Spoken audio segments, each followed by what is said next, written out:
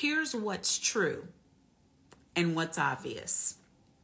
It was okay for Black folks, brown folks, women folks, poor folks to have the same vote as the majority power in our country, which has for the longest of time been white men.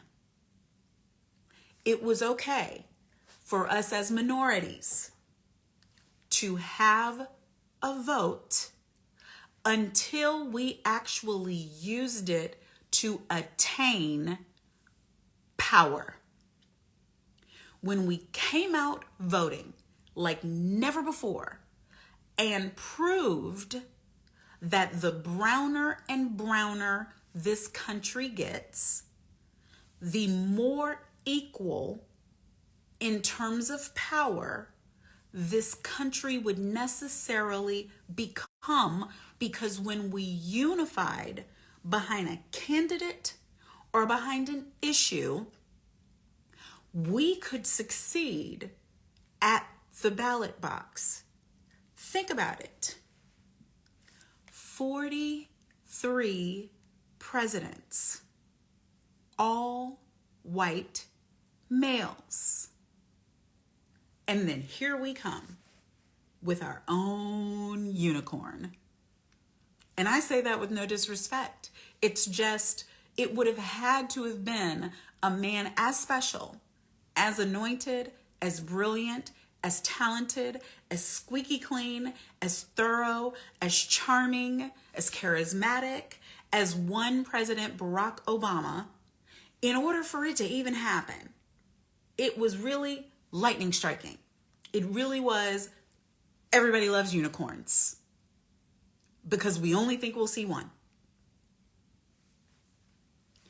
But what they feared, once we got that one, and once the person who we put in made for the first and second Black attorneys general, first Black man, first Black woman, put women on the Supreme Court, federal judges. Once all those things started to roll, they said, oh, wait, no. Take it back. We can fix this. Same Mitch McConnell said his entire job was to ensure that Barack Obama was a one-term president and to ensure that not one part of his agenda passed. These people who claimed that they would thrive in bipartisanship, these people who had reached across the aisle and worked with prior presidents, Democrat and Republican, shut it down. Think about the level of disrespect that is. Not to the man. President Obama's fine. He's fine, child. They can't do nothing to him. What was he used to do? The disrespect is to us, to our vote, to our choice, to our will as voters, to our country, to democracy. That's the disrespect. That's the injustice. And so ever since, they've been in reverse. They've been rewinding everything they possibly can. And you know what happened? You know a certified fool was elected to the highest office in the land, and he was not stable, and he is not stable. And he had every manner of psychosis that could be diagnosed. And that's what this country was willing to put in office as an answer to the first Black president. And so here's where we are. Here's where we are with one precinct in 257 square miles. That's what's about to happen in Lincolnton, Georgia, right now, with lines for 6, 7, 8, 9, 10 hours in the last election in Black neighborhoods, with single absentee boxes in my home state of Texas, one box for all of Harris County. And Harris County is larger than the state of Rhode Island.